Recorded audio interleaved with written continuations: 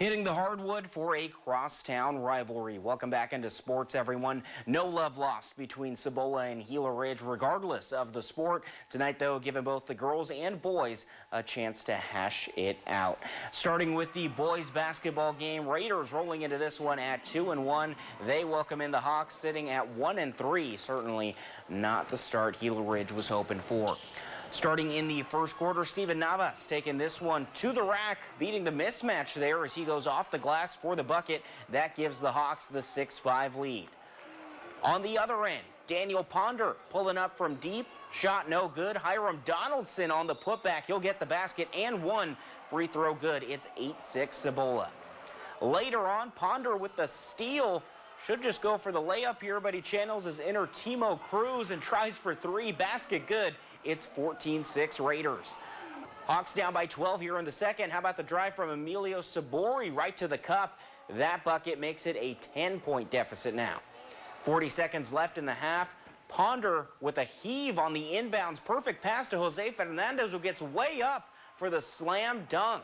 All Raiders in this one as they get to 3-1 on the season. Final score 66-47. Hawks meanwhile dropping to 1-4. To the Hawks nest for the girls matchup with the 1-4 Gila Ridge Hawks hosting the 2-0 Cibola Lady Raiders. Early in the first quarter, Lexi Stebbs, a bounce pass inside to Mariana Vega, who finishes this one in the paint. Later in the quarter, Raiders again with it here. Jada Bosch finding Vega, who knocks down the long-range jumper. You can make it 6-0 Cibola now.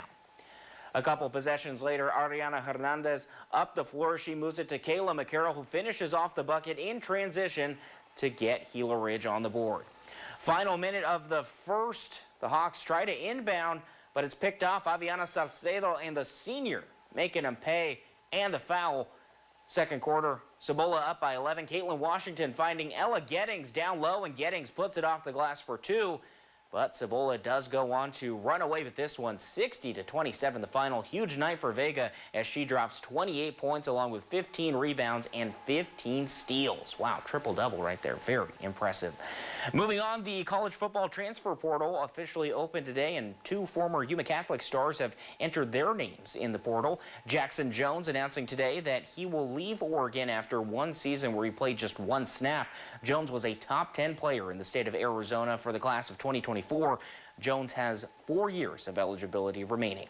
And former quarterback Richard Stallworth is in the portal after a couple years at Northern Colorado.